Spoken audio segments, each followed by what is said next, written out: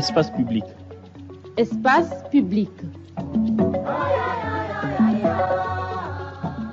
Espace public est une plateforme de réflexion et de formation. Espace public, c'est contribuer à une plus grande éducation du citoyen. Nous donnons la parole aux médecins, économistes, juristes, hommes politiques, acteurs économiques, artisans, témoins de l'histoire, mais aussi à l'homme de la rue. Espace public. Espace public, une production du département des éditions et médias du CEFOD.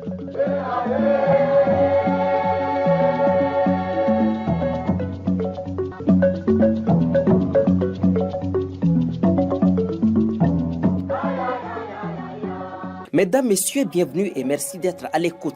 C'est l'heure de l'émission Espace Public, le magazine d'information et de formation du CEFOD, Centre d'études et de formation pour le développement. L'autonomisation peut-elle être un moyen pour l'accès des femmes aux instances de prise de décision?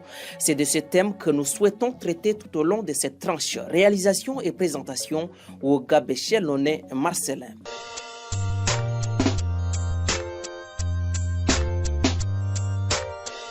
L'état des lieux de la participation des femmes en politique est similaire à celui des jeunes. Malgré leur poids démographique 52%, leur émancipation et leur engagement dans les activités économiques, les femmes sont peu représentées dans les institutions politiques et les instances de prise de décision. Par exemple, pour l'actuelle législature, sur 188 députés, il n'y a que 28 femmes, soit 14,8%. Dans le gouvernement du 14 juillet 2020, on ne compte que 9 femmes sur les 35 membres. L'on comprend clairement qu'elles peinent encore à marcher en grand nombre sur les traces de celles présentées dans le numéro 390 de la revue Tchad et Culture du mois d'octobre 2020 comme pionnières de la politique tchadienne. Il s'agit de Bourkou Louise, Fatime Kimto et Bintou Maloum. Aussi, les pesanteurs socio-culturels font-ils obstacle à leur accès aux structures de prise de décision. Il est donc nécessaire de montrer au regard des instruments juridiques garantissant les droits politiques comment les femmes autonomes ou émancipées peuvent influencer la vie politique. Les concernés, un socio-anthropologue, des femmes leaders des associations et une élue du peuple se prononcent sur la question dans peu de temps.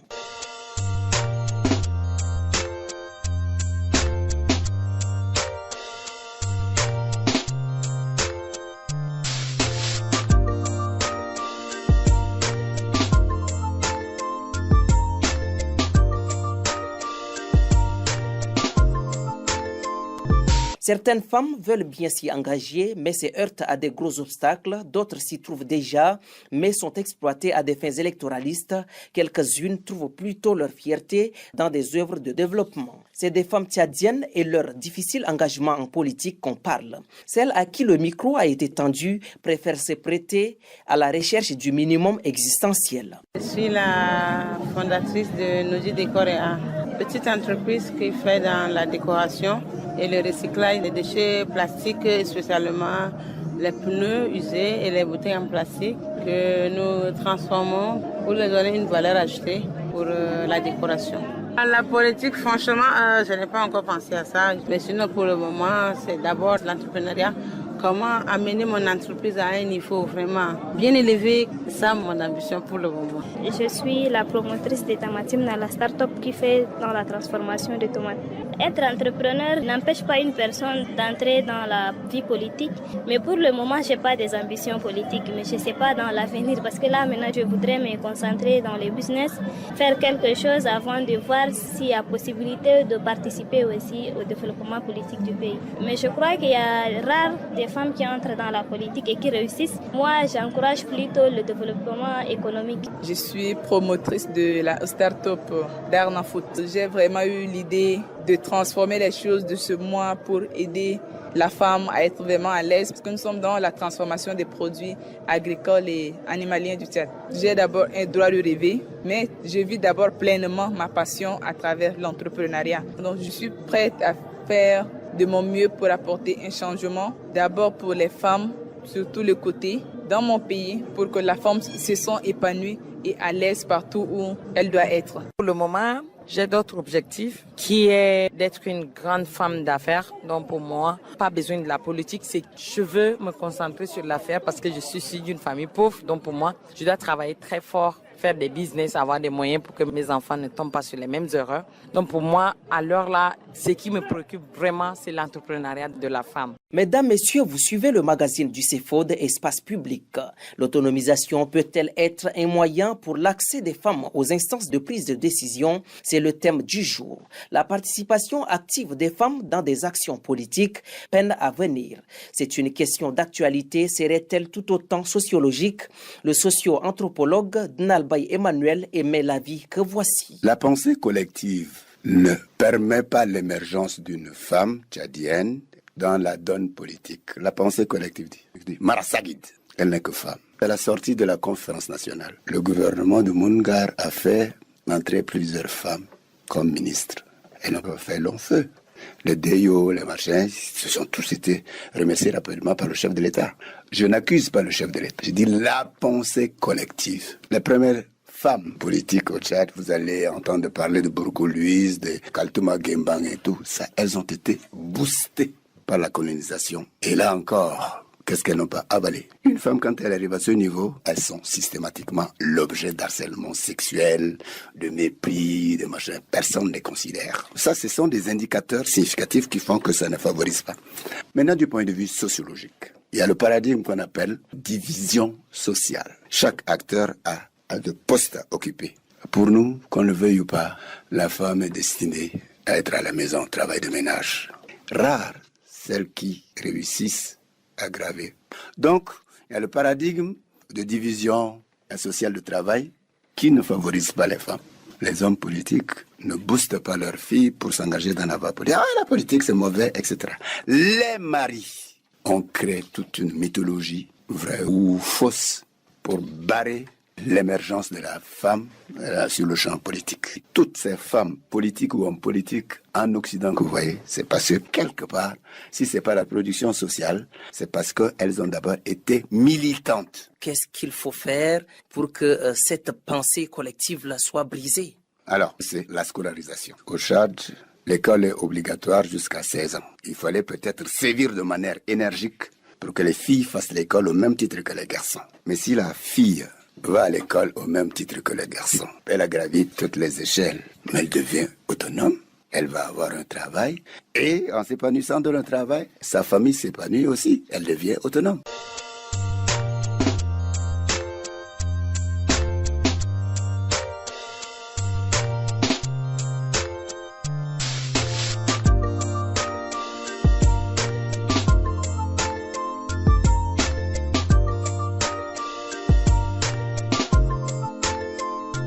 Aujourd'hui, les femmes choisissent de lutter en association.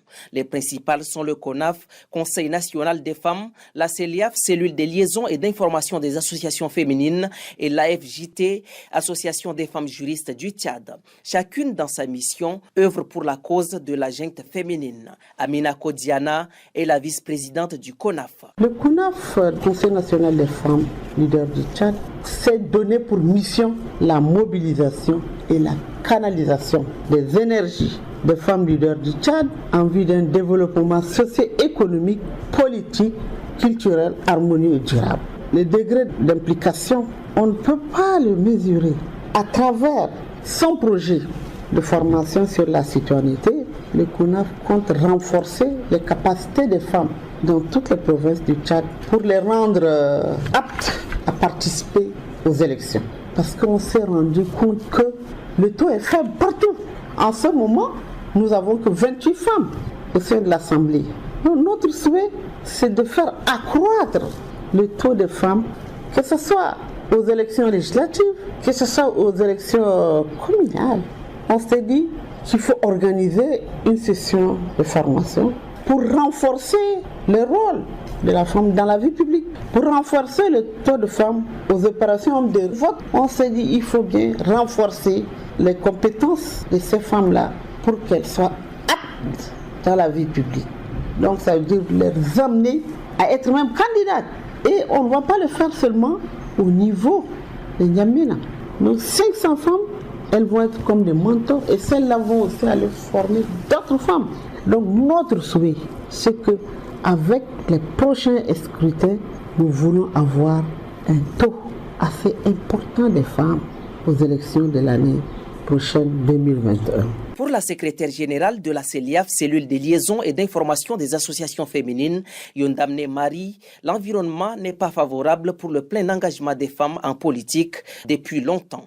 Elle est jointe au téléphone. C'est l'environnement tchadien qui bloque l'engagement de la plupart des femmes dans la politique. Tout de même, avec le mouvement des organisations féminines associatives, il y a un travail qui est fait dans ce sens, le travail d'éveil de conscience dans le renforcement de leur capacité à vouloir occuper des postes décisionnels et ce qui a fait que, avec le temps, elles se sont engagées. Du début de la démocratisation du Tchad, les femmes se sont organisées dans les groupements et mouvements associatifs. Il y a quelques élites qui ont essayé de réfléchir et de voir dans quelle mesure elles peuvent booster les autres à s'impliquer effectivement et efficacement dans la politique. C'est ce qui a fait que, avec les échéances électorales, d'une manière progressive, on voit dans leur nombre s'accroître au niveau de l'Assemblée nationale, des communes.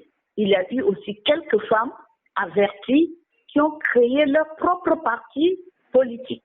Maintenant, nous sommes dans un environnement où les pesanteurs socio-culturels sont très, très efficaces encore. Quand bien même le travail est en train d'être fait pour lutter contre ces pesanteurs et donner la liberté d'expression et de citoyenneté aux femmes. Les femmes sont beaucoup plus manipulées par les hommes et il y a aussi dans la politique au Tchad la corruption. Les quelques rares qui ont leur parti politique, dans la plupart des cas, elles ne peuvent pas, par la limite de leur pouvoir économique, intéresser les autres femmes qui puissent venir adhérer. Puisque pour ces postes-là, il va falloir que les femmes militent dans des partis politiques et c'est aussi des placements. Cette situation de fait décourage les femmes qui doivent soit être parrainées par X ou Y afin d'occuper un certain poste de responsabilité. Elles ne doivent pas être reléguées au second rang. Elles ne doivent pas non plus constituer un groupe qui n'est que là en train de faire des youyou pour accompagner les autres, mais elles doivent elles aussi développer leur stratégie pour frayer un passage et être au même niveau d'équité dans la lutte politique du pays et obtenir évidemment ce qu'elles veulent pour la société tchadienne. L'autonomisation peut-elle être un moyen pour l'accès des femmes aux instances de prise de décision? Cette question faisant l'objet du présent numéro d'Espace Public nous conduit vers Mekombe Thérèse, présidente de l'AFJT, Association des femmes juristes du Tchad. Pour cette juriste, il faut que la femme soit autonome, surtout au plan économique, pour qu'elle puisse occuper la place qui lui revient et dans les structures de prise de décision et en politique partisane. Pour elle, l'existence juridique encourage les femmes à s'engager dans l'espace politique. Cependant, il se pose un problème d'appréhension, surtout qu'il n'y a pas assez de formation en rapport avec la politique générale et partisane. Il n'y a pas vraiment de réticence, mais c'est la méconnaissance de la chose elle-même. Et c'est ça qui fait que les femmes ne participent pas trop à la chose politique. Mais toujours est-il qu'il y en a qui ont pris leur courage et qui ont compris qu'il faille être à l'intérieur de la maison pour bien défendre ses droits que d'être à l'extérieur. Et surtout que dans notre espace politique, le constat est fait de sorte que on ne fait pas de formation, bien, on ne donne pas l'occasion aux femmes de s'engager en politique. Je pense que ceux qui étaient là avant peuvent même constituer un mentorat pour soutenir les autres, là, pour leur expliquer le bien fondé de la politique. Depuis que l'AFJT est créé, à quel niveau se situent ces actions en matière de mobilisation des femmes à la chose politique? À ce titre-là, nous avons organisé beaucoup de formations à l'endroit des femmes. Pas seulement des femmes de la société civile, mais des femmes engagées en politique, des femmes et des jeunes. Généralement, c'est à l'approche des élections que nous organisons des formations à l'endroit de cette couche-là pour qu'elles comprennent leur rôle, comment participer, comment être électeur et surtout pour ce qui est de la liste électorale, comment se positionner sur une liste électorale. Parce que dans les partis politiques, on se rend compte qu'il n'y a pas de formation. Nous sommes engagés à dire aux partis politiques, nous ne vous demandons rien. Faites seulement un plan de formation, invitez-nous, on viendra former vos militants. Mais ça n'a toujours pas été le cas. Mais quand nous, on a un petit financement, nous faisons ces formations-là pour pouvoir informer et sensibiliser les femmes à cette thématique. Pour les femmes, elles sont marginalisées. Est-ce qu'il y a une solution juridique encadrant ou encourageant leur implication dans la politique? Moi, je pense que les textes sont là. Prenons d'abord la Constitution, dans ses articles 13 et 14, qui dit clairement l'égalité des sexes, c'est dans tous les domaines. Nous avons également le Code électoral, en son article 3 également, qui parle de la participation, de l'implication des femmes en politique. Nous avons également la loi sur le quota qui a été adoptée. Donc, c'est la participation, l'implication des femmes à hauteur de au moins 30% dans les postes électifs et nominatifs. Au niveau international, nous avons le pacte international relatif aux droits politiques des femmes. Donc, il y a tous ces instruments juridiques-là qui encadrent, qui œuvrent pour la participation de la femme en politique. C'est vrai que nous faisons les formations. Nous ne savons pas, peut-être que ce n'est pas assez. Peut-être qu'il faut trouver une autre stratégie également pour faire comprendre aux femmes qu'elles ont ce droit en tant que citoyennes. Beaucoup pensent aussi que l'autonomisation des femmes peut constituer un atout pour la représentation directe de celles-là dans les institutions politiques et pour leur engagement en politique. Partagez-vous le même avis? Autonomisation, c'est vrai, parce que en politique, il faut avoir les moyens. Et généralement, on dit que la pauvreté est féminine. Et donc, les femmes n'ont pas assez les moyens également pour s'engager. Et même si elles s'engagent, comment porter sa candidature? Comment mobiliser les gens? Et donc, ça aussi, ça pose un problème réel d'autonomisation de la femme, des moyens financiers dont elle doit disposer pour pouvoir s'engager. Et donc, c'est pour ça que nous pensons que l'autonomisation et l'émancipation de l'esprit de la femme est une nécessité pour qu'elle puisse s'engager et participer à la chose politique.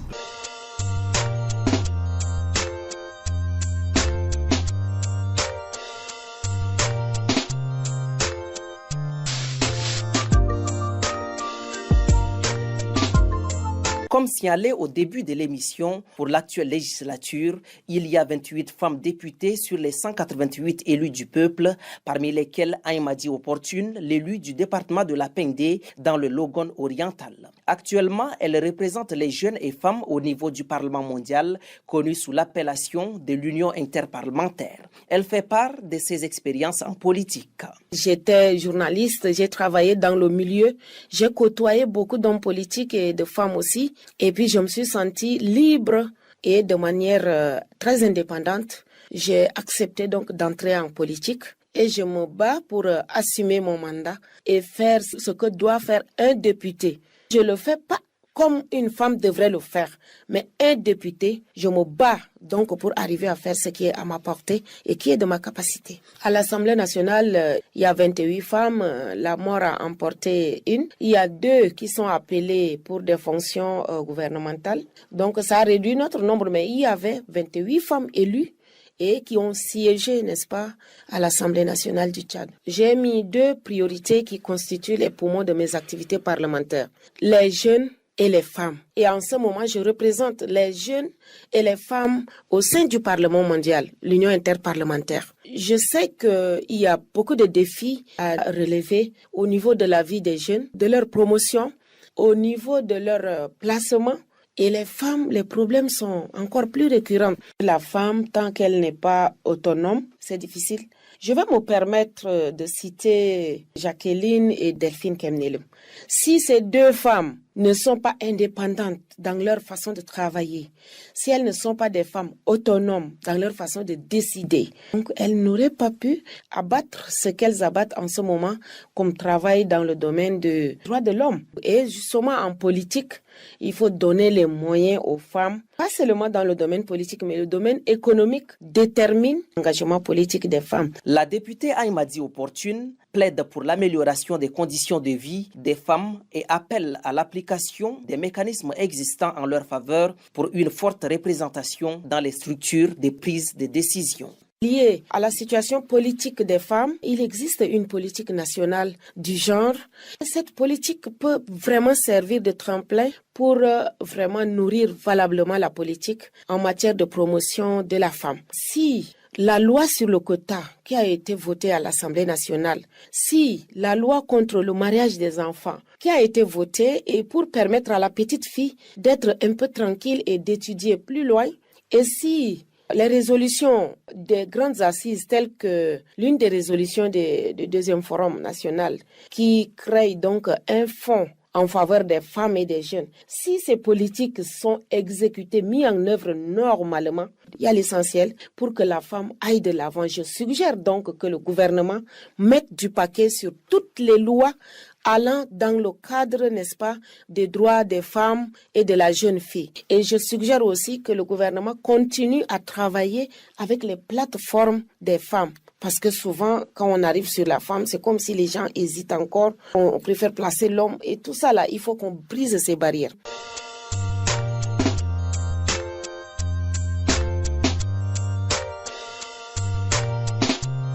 Mesdames, Messieurs, c'est donc par le plaidoyer de la députée Aïmadi Opportune que s'achève votre magazine Espace Public consacré à ce thème interrogatif. L'autonomisation peut-elle être un moyen pour l'accès des femmes aux instances de prise de décision ?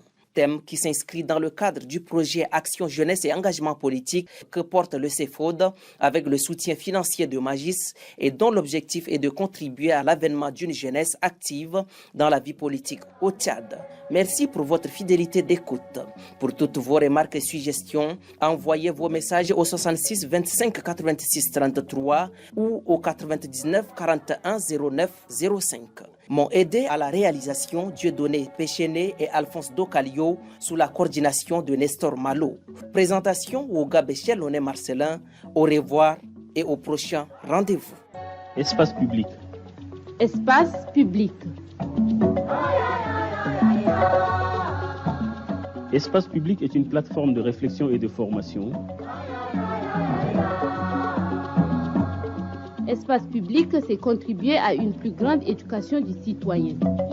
Nous donnons la parole aux médecins, économistes, juristes, hommes politiques, acteurs économiques, artisans, témoins de l'histoire, mais aussi à l'homme de la rue. Espace public. Espace public, une production du département des éditions et médias du CEFOD.